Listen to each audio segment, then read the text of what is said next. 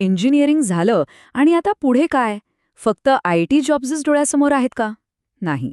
जर core R&D म्हणजे खरंखुरं संशोधन आणि विकासात करिअर करायचं असेल, तर आजची ही माहिती खूपच महत्त्वाची ठरू शकते. चला तर मग भारतातील एका जबरदस्त संशोधन संस्थेबद्दल आणि तिथल्या संधींबद्दल जाणून घेऊया.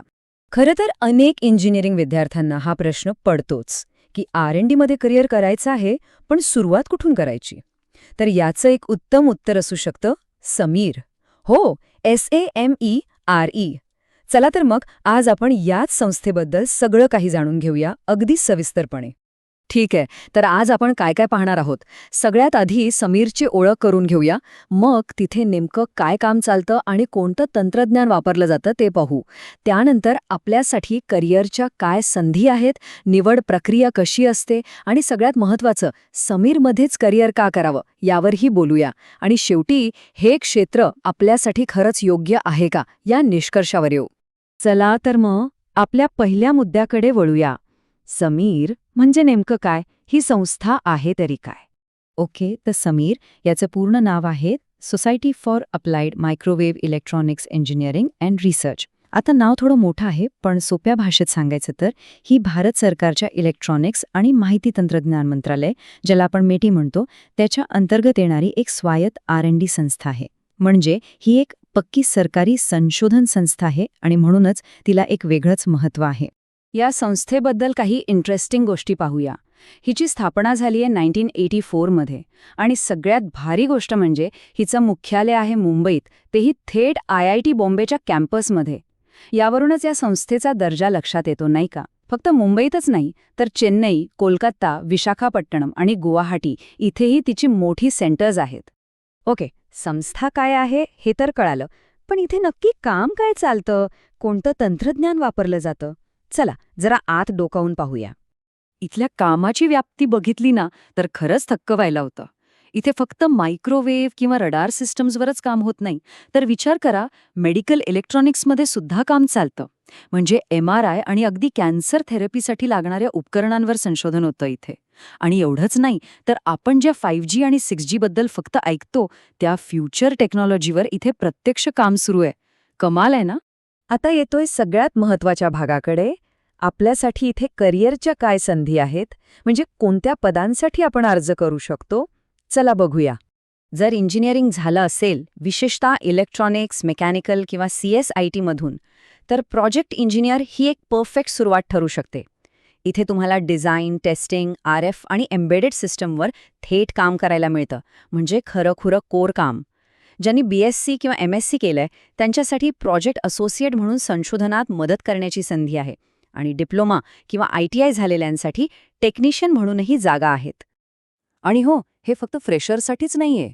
ज्यांच्याकडे चांगला अनुभव आहे त्यांच्यासाठी रिसर्च सायंटिस्टसारख्या मोठ्या पदांवरही संधी उपलब्ध आहेत. इतकंच नाही, तर कॉलेजमध्ये शिकत असतानाच प्रॅक्टिकल अनुभव हवा असेल तर इंटर्नशिपचा पर्याय सुद्धा इथे आहे. ठीक आहे, संधी तर आहेत, पण इथे निवड कशी होते? काय आहे सिलेक्शन प्रोसेस? चला तेही जाणून घेऊया. याची निवड प्रक्रिया तशी खूप सरळ आणि सोपी आहे. मुख्यत्वे 2 टप्पे आहेत. पहिला टप्पा म्हणजे एक लेखी परीक्षा.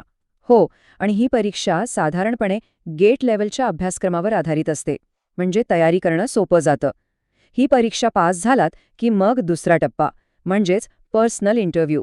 एक महत्त्वाची टिप, कधीकधी ते थेट वॉक इन इंटरव्ह्यू सुद्धा घेतात, त्यामुळे त्यांच्या वेबसाईटवर नजर ठेवणं खूप फायद्याचं ठरू शकतं. आणि आता प्रश्न येतो पगाराचा. तर इथे पदानुसार आणि अनुभवानुसार पगार बदलतो. सुरुवातीला साधारणपणे 21,000 रुपयांपासून ते वरिष्ठ पदांसाठी 1,77,000 रुपयांपर्यंत दरमहा पगार मिळू शकतो. पण लक्षात घ्या, इथे पगारापेक्षाही जास्त महत्त्वाचा आहे तो मिळणारा अनुभव. बरं, सगळं तर ठीक आहे, पण IT कंपन्या सोडून समीरमध्येच करिअर का करायचं? याचे काय फायदे आहेत? चला यावर जरा विचार करूया. सगळ्यात मोठा आणि महत्त्वाचा फायदा, शिक्षण पूर्ण होताच एका सरकारी R&D संस्थेत काम करण्याचा अनमोल अनुभव मिळतो. विचार करा, हा अनुभव तुमच्या CVला किती वजनदार बनवेल. आणि हे फक्त एका नोकरीपुरतं मर्यादित नाहीये. समीरमधला अनुभव हा एक प्रकारे ISRO आणि DRDO सारख्या देशातल्या टॉपच्या संस्थांमध्ये जाण्यासाठी एक लॉन्च पॅड ठरू शकतो. म्हणजे तुमचा पायाच इतका मजबूत होतो की पुढचे दरवाजे आपोआप उघडतात. इथे फक्त पुस्तकी ज्ञान नाही, तर थेट हँड्स ऑन काम करायला मिळतं. तेही कशावर? तर 6G सारख्या अत्याधुनिक तंत्रज्ञानावर, प्रगत मेडिकल इलेक्ट्रॉनिक्सवर. हा अनुभव तुम्हाला बाजारातल्या इतर उमेदवारांपेक्षा नक्कीच 4 पावलं पुढे ठेवेल. तर मग आता आपण शेवटच्या टप्प्यात आलो आहोत. निष्कर्ष काय काढायचा? हे क्षेत्र आपल्यासाठी खरंच योग्य आहे का? चला याचा विचार करूया. हे बघा, जर तुम्हाला इलेक्ट्रॉनिक्स आणि कम्युनिकेशन, मायक्रोवेव्ह इंजिनिअरिंग किंवा एम्बेडेड सिस्टम यांसारख्या कोर विषयांमध्ये मनापासून रस असेल आणि जर तुम्हाला फक्त कोडिंग करण्याऐवजी प्रत्यक्ष संशोधन आणि विकासामध्ये काहीतरी नवीन घडवायचं असेल, तर समीर तुमच्यासाठी एक सर्वोत्तम जागा आहे, यात काहीच शंका नाही. म्हणजे एका वाक्यात सांगायचं झालं तर समीर हे कोर इंजिनिअरिंग आणि संशोधनाचा एक जबरदस्त संगम आहे. एका फ्रेशरच्या करिअरला यापेक्षा चांगली आणि भक्कम सुरुवात दुसरी असूच शकत नाही. तर आता प्रश्न हा आहे की तुम्हाला फक्त एक 9 ते 5ची नोकरी करायची आहे की भारताच्या भविष्यातील तंत्रज्ञानाचा एक महत्त्वाचा भाग बनायचा आहे? विचार नक्की करा.